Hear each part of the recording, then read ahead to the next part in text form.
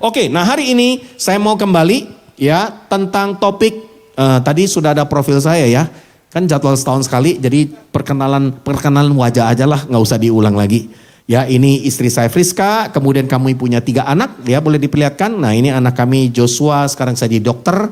Doakan supaya bisa masuk spesialis tahun ini, ya sedang butuh 5 tahun lagi. Kemudian kedua di bank, yang ketiga sedang di Australia, ya sedang bekerja juga di sana. Ya 2 putra, 1 putri. Mereka sudah melayani Tuhan, sungguh-sungguh dalam Tuhan. Oke, nah hari ini saya mau ajak saudara melihat tema sepanjang 1 bulan ini. Saya percaya ada banyak pembahasan dari berbagai sudut, benar nggak? Ya, nah hari ini saya mau membahas dari sisi tentunya dari ayat yang sudah diberikan, renewing the mind, pembaharuan pikiran. Saya mau ajak saudara melihat, ya. Hari ini kita berbicara tentang sesuatu yang sangat menentukan kualitas hidup kita. Saudara mau jadi orang yang punya hidup yang berkualitas? Kuncinya dari mana? Dari pikiranmu sendiri. Itu menentukan kualitas dalam hidupmu. Amin. Ya, nah banyak orang ingin hidup berubah lebih baik. Semua kita pengen kan? Hidup lebih kudus, lebih berkenan kepada Tuhan, lebih sungguh-sungguh lagi dengan Tuhan. Tapi nggak pernah mengalami perubahan. Karena kenapa? Karena mereka nggak pernah memperbaharui pikiran mereka, saudara. Roma 12 ayat 2 berkata, coba kita lihat. Mari kita baca sama-sama. Janganlah, tujuk sebelahnya, janganlah kamu. Tujuk lagi sebelahnya, janganlah kamu. Kok liatin saya terus? Ya lihat sama sebelahnya saudara.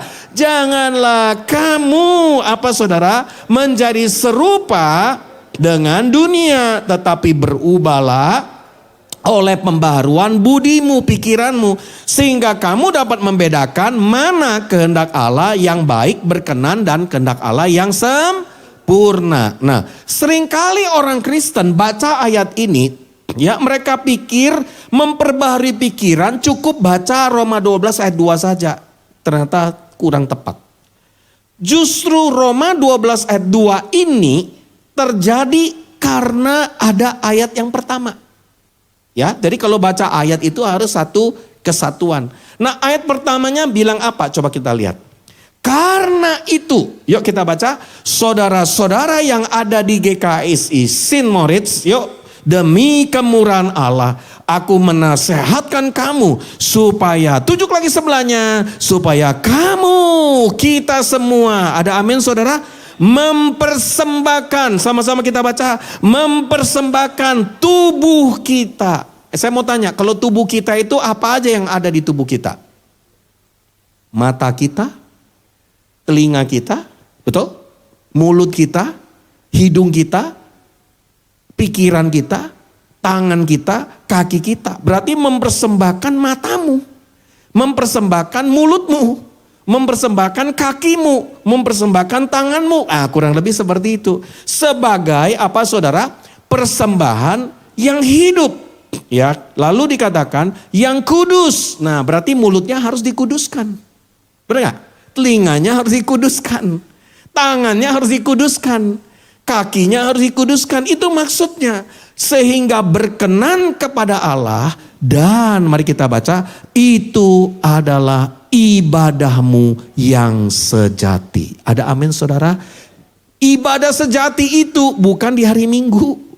Ibadah sejati itu adalah mempersembahkan tubuhmu setiap hari, setiap waktu. Sebagai persembahan yang apa? Hidup, kudus, dan berkenan kepada Allah. Berarti tiap hari mulutnya kudus.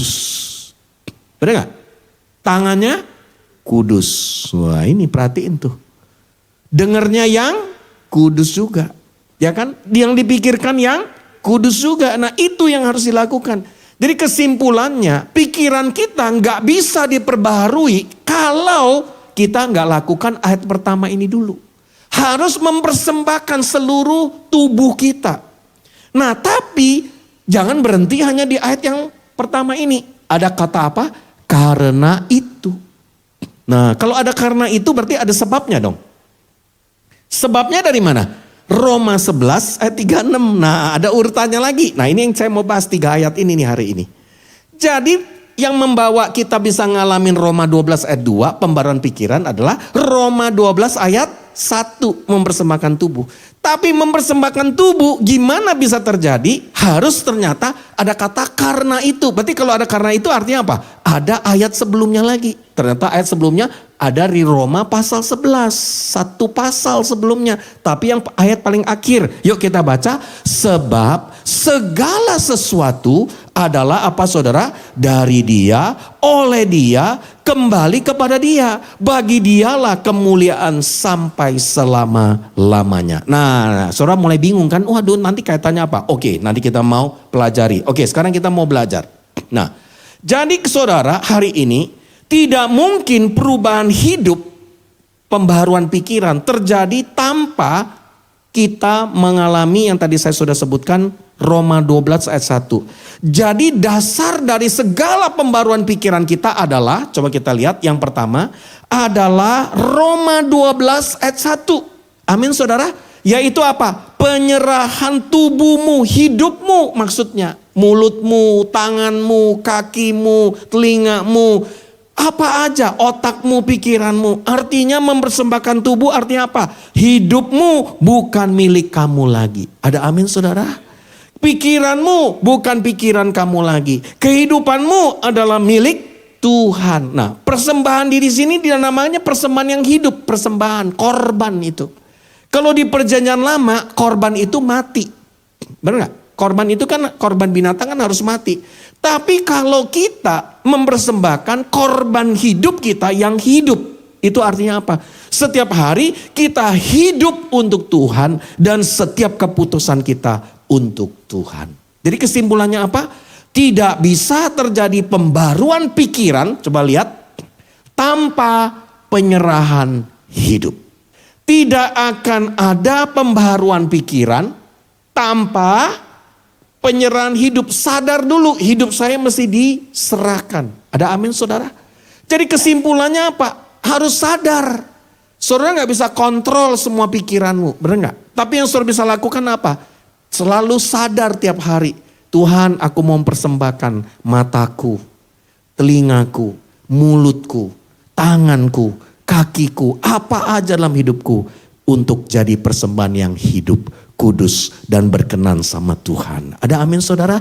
Sadar dulu, itu yang penting. Nah, kalau sudah sadar, maka yang akan terjadi sesudah itu pembaharuan pikiran mulai terjadi. Ya. Nah, coba kita lihat. Tapi masalah utamanya apa? Pikiran kita sering terbentuk oleh dunia. Mari kita baca sama-sama. Masalah utama, 1, 2, 3. Masalah utama, pikiran kita sering terbentuk oleh dunia ini. Ya, maksudnya apa oleh dunia ini? Ya, jangan serupa seperti dunia. Maksudnya apa saudara? Cara pikir kita ngikut cara dunia. Nilai hidup kita mengikuti nilai dunia.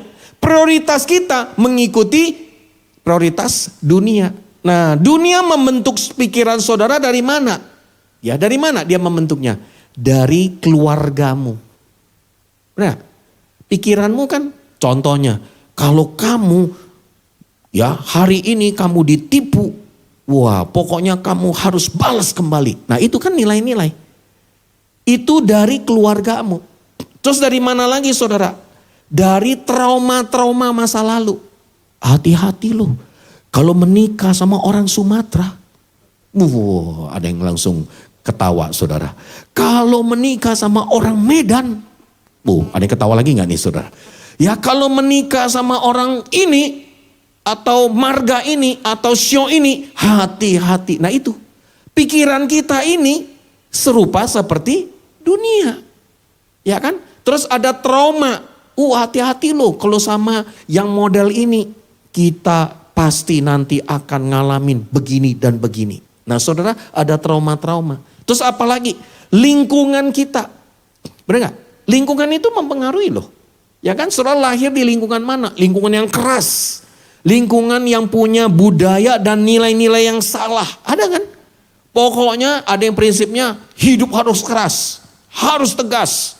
Jangan kita diinjak-injak oleh orang lain. Nah itu membentuk pikiran kita. Terus apalagi yang paling banyak hari-hari ini yang sedang membentuk kita semua? Namanya media sosial. Benar? Media sosial. Hari ini semua yang paling viral, subscriber paling banyak, yang like-nya paling gede, pasti benar. Padahal benar gak? Belum tentu benar. Belum tentu saudara. Makanya saudara harus kembali kepada kebenaran firman. Hari-hari ini orang bersuara paling kencang, paling vokal, paling banyak pengikutnya, dan pikirannya sepertinya kayak logikanya make sense. Saudara, itu yang dianggap benar. Nah saudara harus hati-hati loh. Hari-hari ini ya kita melihat anak-anak kita melihat ya kehidupan kita tanpa sadar kita melihat dari apa saudara? Dari sosial media yang begitu mempengaruhi hidup kita. Nah saudara, hari ini kita perhatikan dosa, lihat pernyataan ini, bukan hanya melakukan hal yang buruk, tetapi mempercayai hal yang salah. Saudara tahu? Dosa itu saudara tahu maknanya apa? Hidup di luar dari sasaran Tuhan. Itu makna dosa. Dosa itu punya arti apa? Hamartia. Orang memanah keluar dari sasarannya. Mempercaya hal yang salah. Tidak pada tempat yang tepat. Nah pikiran yang tidak diserahkan kepada Tuhan. Lihat pernyataan yang kedua. Yang tidak diserahkan Tuhan akan otomatis dibentuk oleh dunia. Benar gak? Saudara, kalau engkau gak menyerahkan pikiranmu kepada Tuhan, maka dunia yang akan membentuknya. Masalah terbesar dalam hidup ini bukan keadaan situasi kita, tapi cara pikir kita tentang keadaan dan situasi tersebut. Saya kasih contoh ya, contoh. Kita sering takut atau kita khawatir. Nah ini contoh khawatir. Nah salah satu contoh yang saya mau pakai ini tentang khawatir. Ya, nah saudara, hari ini berapa banyak saudara pernah khawatir? Angkat tangan yang pernah khawatir. Tinggi-tinggi dong. Kalau nggak angkat tangan sudah nggak hidup itu. Saya aja bisa khawatir. Coba angkat tangan yang pernah khawatir. Ya pernah khawatir. Yang sedang khawatir. Ada juga yang sedang khawatir. Ya kan? Makanya Tuhan bilang, apa saudara? Kekhawatiranmu tidak menambah setengah meter, satu hasta itu setengah meter dalam kehidupanmu. Nggak akan. Nah, banyak orang khawatir itu saudara tahu nggak apa? Khawatir itu ada orang inden khawatir dari masa depan, inden. Dari wajahnya kelihatannya apalagi lagi inden mobil listrik nih kelihatannya karena BBM mau naik saudara. Ya kan inden masalah masa depan, diinden di hari ini. Aduh gimana ya bayar rumah, nanti kesehatan saya gimana, nanti hidup saya ke depan seperti apa. Itu namanya inden. Inden khawatir masa depan ditaruh di hari ini. Nah ada lagi jenis kedua, dia nggak inden, tapi stokis. Tahu stokis? Simpen semua kekhawatiran masa lalu. Stokis kan? Ditaruh di gudang hatinya.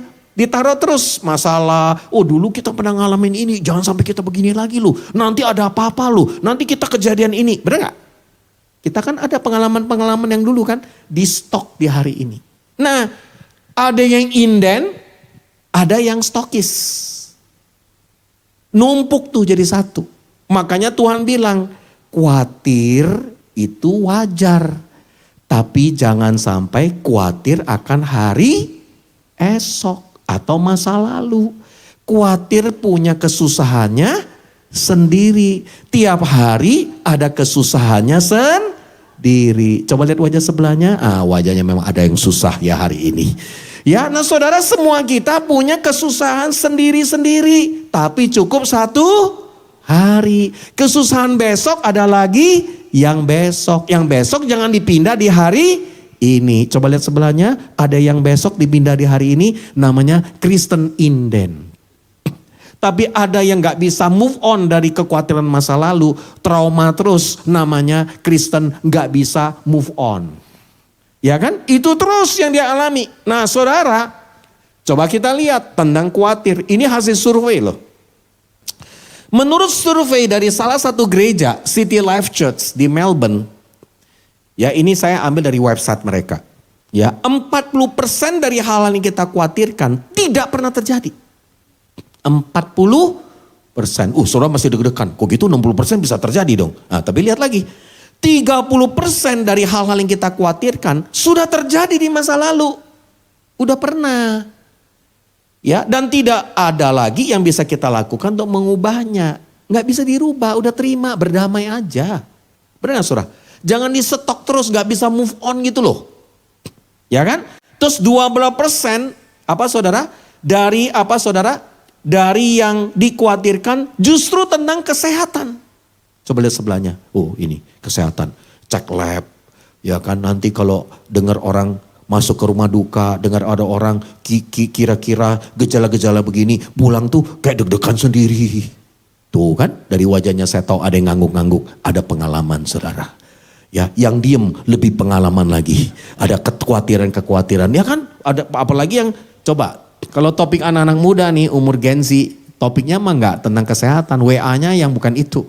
Tapi coba yang kalau udah umur 45 ke atas sampai 60-an, isi WA-nya kesehatan, serangan jantung, diabetes, saudara. Gimana cari kesehatan? Bener gak saudara? Ya kan? Udah topiknya itu melulu saudara. Gimana menikmati hidup? Ya kan? Jangan sampai susah. Ya kan? Lain sebagainya. Nah, ini topiknya beda. Pikirannya makin khawatir tentang kesehatan.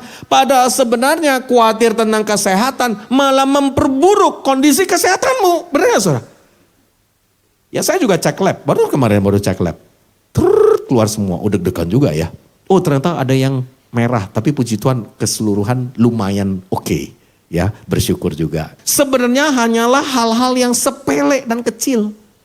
Loh ada orang loh, itu kayak psycho. Kalau lagi jalan ya, takut ketabrak.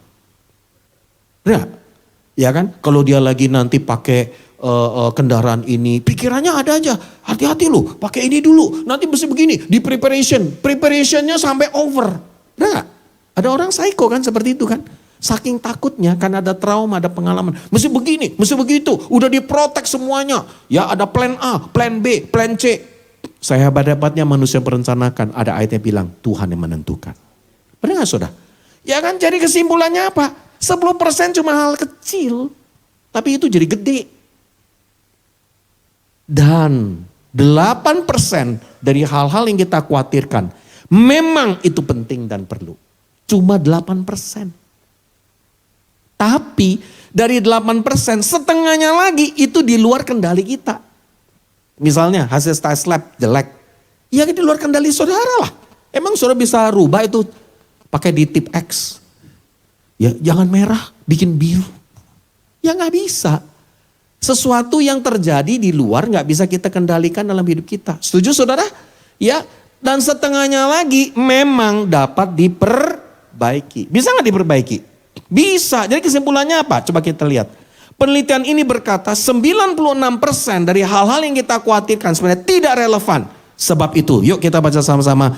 Itu semua tidak perlu dikhawatirkan. Nah, berikan tepuk tangan yang terbaik kepada Tuhan. Ada amin saudara? Jangan khawatir. Coba lihat sebelahnya. Dari wajahnya memang saudara. Banyak stokis-stokis. Banyak inden-inden dari depan. Dari masa depan. Dan stokis dari masa lalu saudara. Ya jangan khawatir. Amin saudara. Ya namanya orang hidup mati di tangan Tuhan. Tapi memang ya usia sehat itu di tangan. Maksudnya sehat itu di tangan kita. Ya dong. Jangan terus doa terus tuh Tuhan berkati. Tapi makannya ngawur gitu loh saudara. Ya kan segala jeroan dimakan, ini nggak ada ketertiban hidup. Nah itu juga harus bertobat. Amin saudara? Ya nah oke. Jadi yang berikut, yang ketiga. Transformasi dimulai dari pembaharuan pikiran. Nah perubahan itu dimulai dari pembaharuan pikiran kita. Makanya ayat yang berkata berubahlah, be transformed. Itu punya arti apa saudara? Ya artinya metamorfosis. Nah bahasa Inggrisnya transform. Bahasa Yunaninya metamorpo. Itu melahirkan kata metamorfosis. Itu menggambarkan seperti ulat jadi kupu-kupu. Ada amin? Ya, jadi berubah pikiran itu bukan ulat terus berubah jadi ulat gede. Ulat berubah jadi kupu-kupu. kupu-kupu. Artinya apa? Terjadi metamorfosis perubahan. Saya mau tanya, coba gimana caranya ulat jadi kupu-kupu? Waduh, ini kayaknya udah ketuaan jadi bingung semuanya. Proses di dalam kepompong. Benar gak? Di kepompongnya itu kalau sudah belajar, itu panas. Gak enak. Uletnya itu terus bergumul di dalam. Terus satu kali, ini bagus loh, ada satu penelitian. Dia berusaha menolong. Belum waktunya ulat itu berubah, dia mau tolong. Dibuka kepompongnya, saudara. Saudara tahu apa yang terjadi? Mati ulatnya. Dan yang kedua, cacat. Nggak jadi kupu-kupu. Makanya metamorfosis ini bicara apa? Ini namanya proses perubahan terus-menerus setiap hari. Ada amin saudara? Jangan kepo. Suka nolongin orang, mau interfere. Ya ada orang lagi dibentuk sama Tuhan, kita kepo. Tahu kepo saudara? Pengen, nanti kita tolongin dia, kita atur. Banyak orang tua begitu tuh. Termasuk saya juga kan, anak kita protek. Anak kita arahin, jangan sampai gini kayak zaman papa mama dulu. Papa mama dulu begini loh, makanya kamu jangan ngalamin. Kadang-kadang perlu juga dia ngalamin. Ada amin saudara? Biar dia belajar gimana berproses dalam kepompong. Ada amin? Termasuk juga di gereja. Coba lihat wajah sebelahnya. Ada wajah ulat? Semua kita ulat memang saudara. Ya, karena metamorfo itu kan, metamorfosis. Tapi ada yang dari sedang dalam kepompong, lagi di kepompong, ada lagi di kepompong saudara. Itu. Ya kan kalau lagi di kepompong, lagi di proses. Coba lihat sebelahnya, kayaknya memang wajahmu lagi dalam kepompong. Ada amin saudara. Lagi bergumul, banyak masalah. Banyak pembentukan, enak kalau lagi dibentuk. Lagi dibentuk apa? Sama pasanganmu, sama keluargamu, di gereja. Apa aja lagi dibentuk sama kehidupan ini, teman bisnis, lain sebagainya. Itu proses pembaruan pikiran tuh. Yang kau harus terus belajar. Ada amin saudara? Saudara, kalau saudara lulus, setia di proses kepompong, akhirnya jadi apa? Kupu-kupu. Ada amin saudara? Coba lihat wajah sebelahnya. Wah, saya lihat ada benih kupu-kupu. Ya, tentunya bukan kupu-kupu secara jasmani, tapi maksudnya sesuatu yang indah pada waktunya. Ada amin? Hari ini berapa banyak saudara yang mau setia proses dibentuk setiap hari. Jangan keluar, ada di dalamnya. Jangan kepo bantuin temenmu. Jangan saudara buka itu kepompong supaya lama-lama saudara malah mati, malah ngulang lagi dari awal. Hari ini saya percaya jemaat GKSI di tempat ini akan berproses menjadi kupu-kupu. Hal yang indah yang datang dari Tuhan. Berikan tepuk tangan yang terbaik kepada Tuhan saudara. Amin. Ya. Be transform, kasih tahu sebelahnya, be transform. Amin. Ya. Nah, kenapa pikiran begitu penting? Coba kita lihat. Karena pikiran menentukan keputusan kehidupan ini. Benar? Setelah mikir negatif, keputusannya pasti negatif kan? Setelah menentukan pikiran, setelah memutuskan itu berdasarkan dari pikiranmu loh. Hati-hati, yang kalau ini nggak boleh, ini boleh. Itu keputusan. Sama seperti saya, waktu kita ambil keputusan, saya bilang, Tuhan, aku percaya. Kalau aku punya niat yang baik pergi ke Jerman, saya sama istri, Tuhan pasti sediakan airline yang terbaik. Benar? Untung tanggalnya pas, coba lagi terbang di atas. Ya hari Sabtu itu saya masih ingat, sudah gak terbang, gak masuk Indonesia. Saya berangkat Senin dini hari. Langsung switch dalam satu hari. Kenapa? Karena langsung dikeluarkan ada refundnya. Hari itu langsung ada refund. Ya memang nyari lagi lebih mahal, tapi masih mending. Masih mending, banyak belum sadar waktu itu. Banyak belum sadar. Jadi harganya masih belum gila-gilaan. Tapi udah 1 minggu kemudian itu harga tiket 3 kali lipat saudara langsung.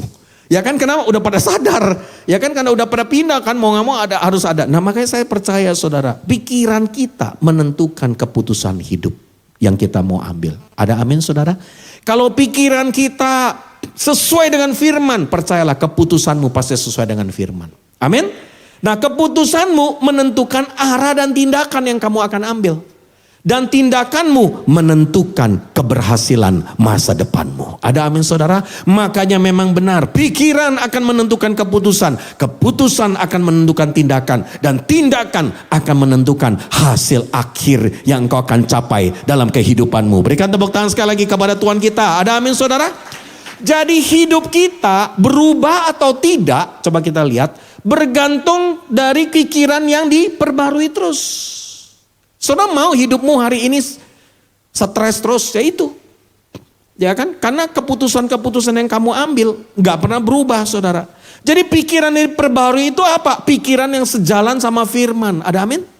Ya, dipimpin oleh Roh Kudus, tidak dikendalikan oleh emosi dan oleh dunia ini. Nah hari ini dunia bilang kejar uang. Tapi Tuhan bilang apa? Kejar kerajaan Allah. Amin? Dunia bilang balas dendam. Tuhan bilang apa? Ampuni orang itu. Saudara, itu beda sekali. Ya, uang boleh dicari nggak? Boleh, tapi jangan dikejar. Karena ada ayatnya bilang, karena mengejar uanglah, cinta akan uang, orang menyiksa diri dengan berbagai-bagai pencobaan itu. Ada amin saudara? Uang itu netral saudara. Ya, nah yang keempat, tujuan pembaruan pikiran saudara. Ya, tujuan pembaruan pikiran adalah supaya, nah ini saudara perhatikan, ayatnya kan tadi bilang, coba lihat Roma 12 ayat 2. Supaya kamu membedakan mana kehendak Allah yang baik, berkenan dan sempurna. Jadi ternyata tujuan pembaruan pikiran kita tujuannya apa? Supaya tahu kehendak Allah. Saya mau tanya, berapa banyak saudara yang mau tahu kehendak Allah dalam hidupmu? Angkat tangan saudara. Saudara mau tahu kehendak Allah? Saudara mau tahu kehendak Allah buat bisnismu? Saudara mau tahu kehendak Allah buat keluargamu? Saudara mau tahu kehendak Allah buat hidupmu sendiri? Saya yakin semua kita pasti mau. Pasti mau. Nah gimana caranya? Nah coba kita lihat. Ya banyak orang bilang apa? Ya saudara, ternyata pembaruan pikiran itu membuat saudara apa? Tahu kehendak Tuhan. Jadi maksudnya apa? Nah ini saya mau ajak kita lihat. Ya caranya gimana? Langkah-langkah praktisnya gimana? Tolak pikiran lama, latih pikiran kita setiap hari. Caranya apa? Isi pikiran dengan firman. Ada amin saudara? Jangan isi dengan YouTube. Dari wajahnya ada wajah YouTube nih kelihatannya tiap malam. Yang diisi YouTube terus, sosmed terus, TikTok terus. Ya nggak boleh sebut merek kali ya. Ya pokoknya ya isinya yang berita-berita, ya kan yang menakutkan, nanti tentang BBM, bentar lagi, wah ya memang benar harus diantisipasi. Tapi maksudnya jangan kita isi itu, isi apa saudara? Isi firman, jadi software dalam pikiranmu. Ada amin saudara? Datanya harus data firman.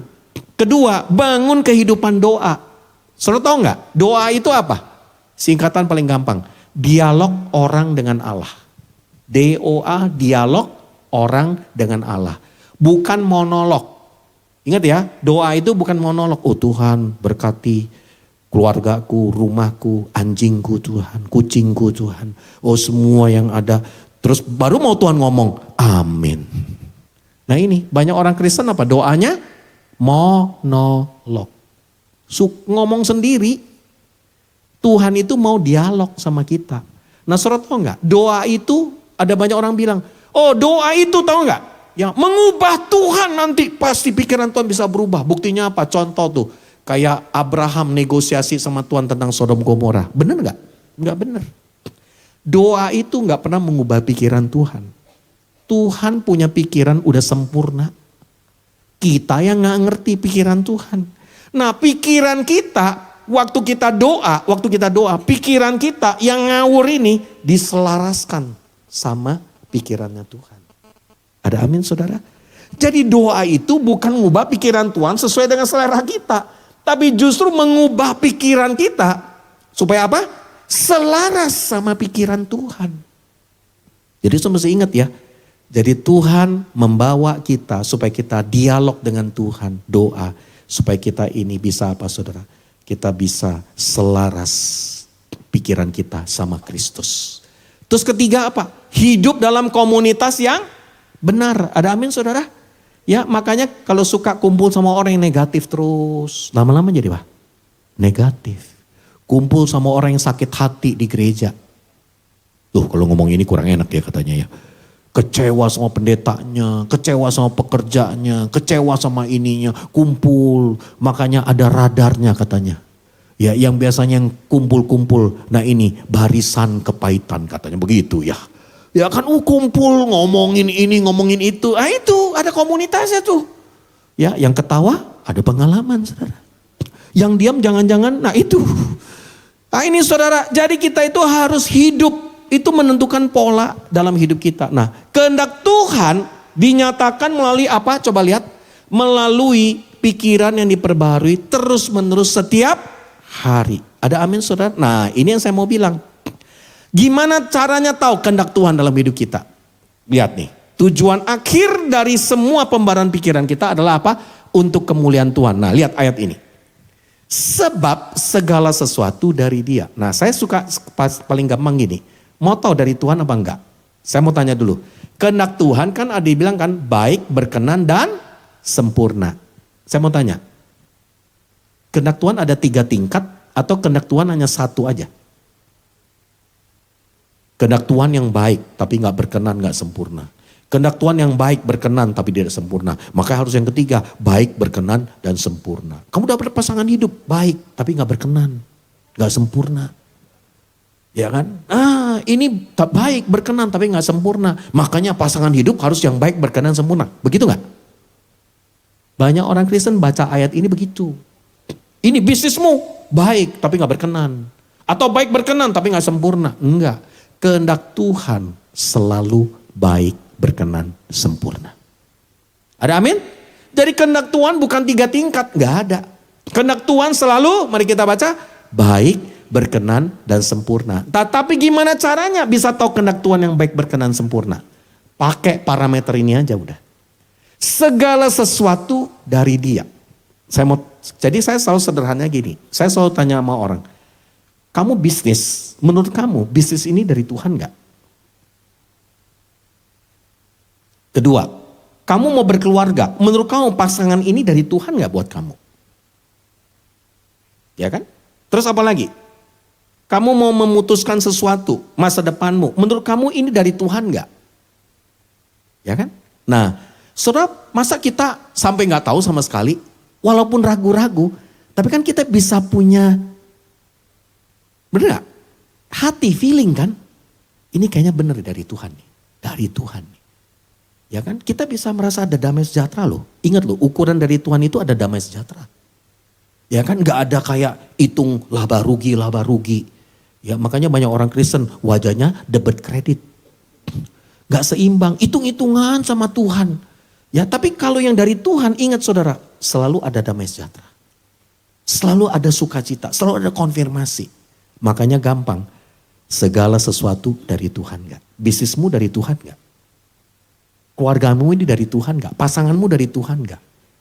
Di mana engkau hari ini lakukan apapun dari Tuhan gak? Nah itu gampang, dari Tuhan gak? Nah ada banyak orang bisnisnya dari Tuhan, keluarga dari Tuhan, pasangan dari Tuhan. Nah tapi yang kedua, oleh Tuhan gak? Nah jadi saya ketemu, ini saya paling sederhana, saya bicara soal bisnis dulu deh. Bisnisnya ini, udah doa, damai sejahtera, investasi, lakukan. Dari Tuhan, benar. Tapi kok gagal? Karena sekalipun dari Tuhan, dalam perjalanannya tidak oleh Tuhan.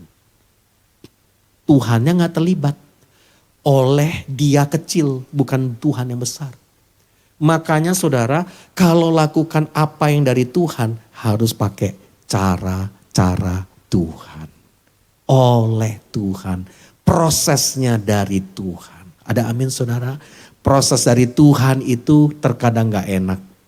Terkadang kita gak suka. Tapi percayalah, kalau itu dari Tuhan, bisnismu dari Tuhan. Dan cara jalankan bisnisnya dengan cara Tuhan, oleh Tuhan. Percayalah, 2 hal ini kalau saudara sudah punya, gak boleh ambil kemuliaan Tuhan. Saudara harus bilang terakhirnya, Tuhan semuanya kembali untuk kemuliaan Tuhan. Ada amin saudara? Jadi hari ini saya berdoa, pembaruan pikiranmu akan membawa engkau tahu yang dari Tuhan. Oleh dan prosesnya Tuhan. Dan kembali untuk kemuliaan Tuhan. Berikan tepuk tangan yang terbaik kepada Tuhan kita. Ada amin saudara? Jadi kesimpulannya apa? Tuhan mau kita hari ini hidup untuk apa saudara? Untuk terus-menerus diperbarui, diserahkan. Tidak apa saudara? Hidup yang tidak diserahkan akan selalu kehilangan tujuan kita saudara. Tapi kita sekarang punya tujuan, yaitu apa saudara? Untuk kemuliaan Tuhan. Ada amin saudara? Mari hari ini berapa banyak saudara yang rindu hari ini hidupmu dari Tuhan. Bisnismu dari Tuhan. Keluargamu dari Tuhan. Pikiranmu diperbarui terus. Diproses metamorfosis. Dan engkau mengizinkan Tuhan memprosesmu. Dan ujungnya kembali kepada Tuhan. Kalau saudara rindu, mari saya undang kita berdiri bersama-sama. Dan kita datang kepada Tuhan.